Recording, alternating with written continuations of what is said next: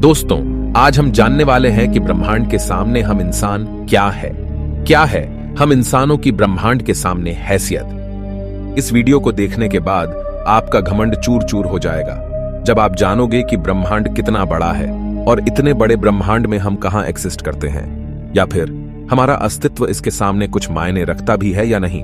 जानने के लिए वीडियो को पूरा जरूर देखें।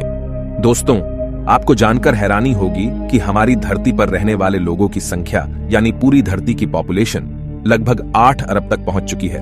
लेकिन धरती पर मौजूद ये सभी 8 अरब लोग लॉस एंजलिस जितनी जगह में समा सकते हैं। लॉस एंजलिस लगभग 1300 किलोमीटर के एरिया में फैला हुआ है। अगर हम बात करें हमारी धरती की, तो पूरी धरती लॉस एंजलिस से काफी ज्यादा बड़ी है। हमारी धरती का व्यास यानी धरती की मोटाई लगभग 13,000 किलोमीटर है। वहीं पर चांद का व्यास 3,500 किलोमीटर है। चांद इतना बड़ा है कि इसके अंदर 1 लाख हिमालय जैसे पहाड़ समा सकते हैं। और हमारी धरती इतनी बड़ी है कि धरती के अंदर चांद जैसे लगभग 50 उपग्रह समा सकते हैं। तो आप समझ गए होंगे कि धरती कितनी बड़ी है। तो दोस्तों, जरा एक बार सोच कर देखिए, धरती के सामने हम कहां टिकते हैं। चांद धरती से 3,84,000 किलोमीटर की दूरी पर मौजूद है। इस दूरी के अंदर सोलर सिस्टम के सभी 8 ग्रह समा सकते हैं। अगर हम अपने सूरज की बात करें तो हमारा सूर्य धरती से 15 करोड़ किलोमीटर की दूरी पर मौजूद है। हमारे सूरज का व्यास लगभग 14 लाख किलोमीटर है। धरती के मुकाबले में सूरज इतना बड़ा है कि इसमें 13 लाख धरती समा सकती है। यानी सूरज की विशालता की कल्पना हम आंख बंद करके भी नहीं कर सकते। तो आप सोच लीजिए, हम इंसान सूरज की विशालता के सामने क्या औकात रखते हैं। न सिर्फ इंसान बल्कि सूरज की विशालता के सामने धरती और चांद की भी कोई हैसियत नहीं दिखाई देती। हमारे सौरमंडल के सबसे विशाल ग्रह जुपिटर के अंदर हमारी धरती जैसी 1300 धरतियां समा सकती हैं और जुपिटर जैसे 1000 ग्रह सूरज के अंदर समा सकते हैं। तो दोस्तों, सूरज न सिर्फ धरती बल्कि जुपिटर की औकात से भी कई गुना बड़ा है। लेकिन औकात की बात करें तो यह तो बस एक शुरुआत है। अगर हम बात करें पूरे सौरमंडल की, तो हमारे सौरमंडल का व्यास 287 अरब किलोमीटर है। इतने बड़े सौरमंडल में हमारे 8 ग्रहों के साथ 5 बौने ग्रह, लाखों एस्टेरॉयड और करोड़ों मीटियोरॉइड्स मौजूद है। सूरज से लेकर नेपच्यून तक की दूरी करीब 4.5 अरब किलोमीटर है। ऐसे में अगर हम सूरज से लेकर नेपच्यून तक सूरज की लाइन बनाएं, तो इस लाइन में सूरज जैसे लगभग 3000 सितारे समा जाएंगे। तो आप समझ सकते हैं कि सोलर सिस्टम की साइज के सामने सूरज कितना छोटा है। अगर प्लूटो से हम सूरज को देखें तो हमारा सूरज प्लूटो से कुछ ऐसा दिखाई देता है। हमारा सौरमंडल प्लूटो के बाद भी कई गुना आगे तक फैला हुआ है। यहां तक हम देख चुके हैं कि सूरज की साइज भी इतने बड़े सौरमंडल के सामने काफी छोटी पड़ जाती है। अगर हम और आगे की बात करें तो सूरज से और भी बड़े तारे अंतरिक्ष में मौजूद है। यह है वेगा स्टार, जिसका व्यास 38 लाख किलोमीटर है और इसमें सूरज जैसे लगभग 20 तारे समा सकते हैं। इससे भी बड़ा तारा है आर्कट्रस, जो 3 करोड़ 60 लाख किलोमीटर चौड़ा है। इसमें सूरज जैसे 17,000 तारे समा जाएंगे।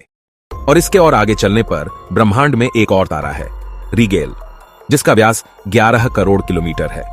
इसके अंदर आर्कट्रस जैसे 50 तारे समा जाएंगे और सूरज जैसे 4,85,000 तारे समा जाएंगे। अब हम देख पा रहे हैं कि सूरज भी यहां आकर कितना छोटा पड़ रहा है। चलिए और आगे चलते हैं। ये है बीटलजूस, जिसका व्यास 1 अरब 23 करोड़ किलोमीटर है। इसमें रीगेल जैसे लगभग 1400 तारे समा सकते हैं और सूरज जैसे लगभग 67 करोड़ तारे समा सकते हैं। अब आप सोच लीजिए, यहां आकर सूरज भी एक रेत के कण के बराबर लग रहा है। इसके आगे हम मिलते हैं वीवाई कैनिस मेजोरिस से, जिसका व्यास 2 अरब किलोमीटर है।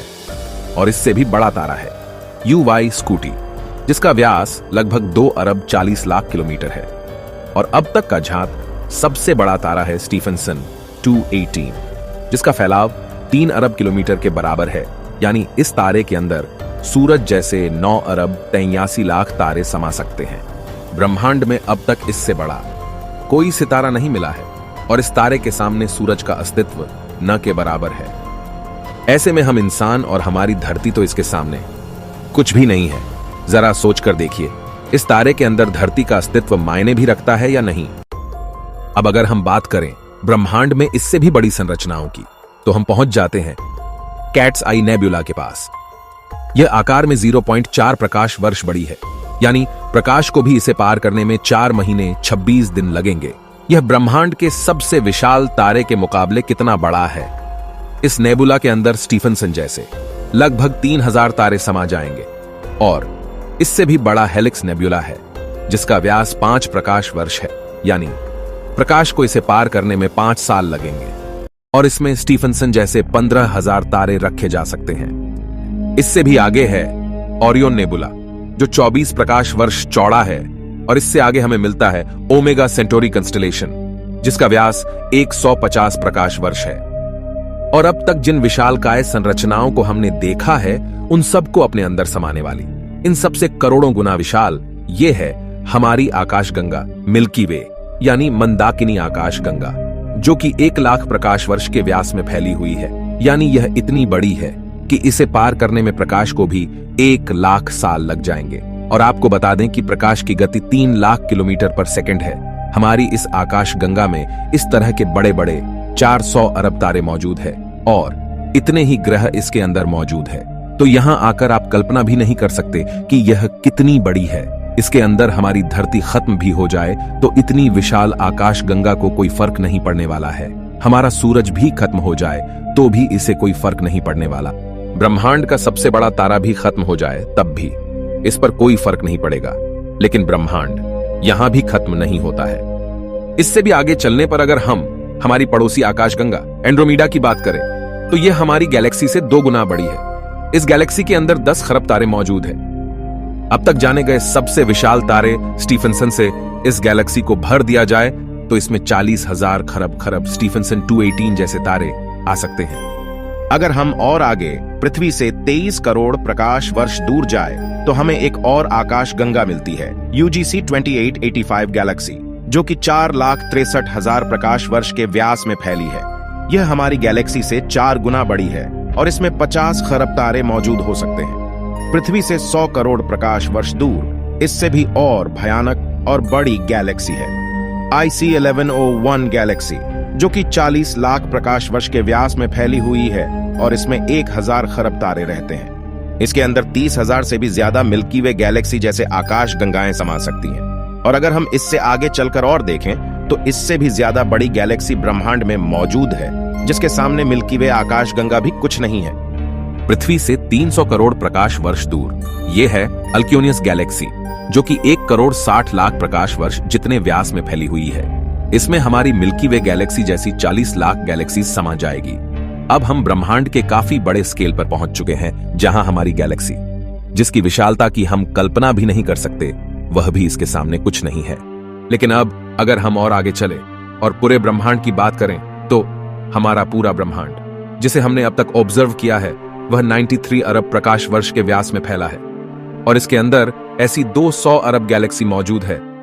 और ब्रह्मांड के सामने तो सबसे बड़ी आकाशगंगा अल्क्योनियस गैलेक्सी भी कुछ हैसियत नहीं रखती। और जब इतनी बड़ी गैलेक्सी भी ब्रह्मांड के सामने कुछ नहीं है तो सूरज और धरती की तो बात ही छोड़ दीजिए। और हम तो इसके सामने कहीं नहीं टिकते। हमारे जैसे 8 अरब लोग, यानी हम सब पृथ्वीवासी मिलकर भी ब्रह्मांड के सामने कुछ भी नहीं है। बल्कि अगर इतने बड़े ब्रह्मांड में कहीं जीवन नहीं है और सिर्फ पृथ्वी पर ही जीवन है तो हम इतने बड़े ब्रह्मांड में काफी ज्यादा अकेले हैं। यहां पर ब्रह्मांड जो हमारी सोच से भी बड़ा है, ये पूरी तरह से वीरान है। अगर ऐसा है तो ये काफी डरावना है। ये हमें बताता है कि हम कितने अकेले हैं और अगर इसमें जीवन है भी तब भी हम कभी इतनी दूर तक एलियन से नहीं मिल सकते। और तब भी हम अकेले हैं इस ब्रह्मांड में, जबकि यह ब्रह्मांड भी यहां आकर नहीं थमता, क्योंकि फिलहाल हमने इससे आगे देखा भी नहीं है कि ब्रह्मांड का विस्तार और कितना आगे हो सकता है। अगर यह कहीं खत्म होता है तो उससे आगे भी क्या और ब्रह्मांड है? अगर हां तो क्या वो हमारे ब्रह्मांड से भी बड़े हैं? दोस्तों, इस तरह सोचने का कोई अंत नहीं, लेकिन एक बात तय है, अब तक ब्रह्मांड की जानी गई साइज के सामने हम कुछ भी नहीं है। और यही वजह है कि आज वैज्ञानिक भी ब्रह्मांड की इतनी बड़ी साइज को देखकर अचंभित है और ये मान चुके हैं कि इस ब्रह्मांड के सामने हम इंसान कुछ भी हैसियत नहीं रखते हैं। इतने बड़े ब्रह्मांड में हम एक छोटी सी गैलेक्सी मंदाकिनी आकाशगंगा में मौजूद, एक छोटे से सोलर सिस्टम में बसने वाले, एक छोटे से तारे के चारों ओर मौजूद, एक बहुत छोटे से ग्रह पर स्थित, काफी छोटे 200 देशों में रहने वाले 8 अरब लोगों में हम में से एक इंसान इस पूरे ब्रह्मांड के सामने कोई हैसियत नहीं रखता। क्या आपके पास खुद पर घमंड करने के लिए कोई कारण है? किस वजह से आप खुद को स्पेशल समझते हैं? अगर आपके पास ऐसा कोई कारण है तो हमें बताइए। क्या वजह है कि आप खुद पर घमंड कर सकते हो? आज से 6.5 करोड़ साल पहले धरती पर एक ऐसी प्रजाति मौजूद थी जिसने करीब 10 करोड़ साल तक धरती पर राज किया, जो खुद आकार में हमसे कई गुना बड़ी और डोमिनेंट थी। लेकिन सिर्फ एक एस्टेरॉयड ने इस पूरी प्रजाति को खत्म कर दिया। ऐसे में हम इंसानों की क्या हैसियत है? सिर्फ एक पल में ब्रह्मांड आपके अस्तित्व को मिटा सकता है, आपके वर्तमान को इतिहास में तब्दील कर सकता है।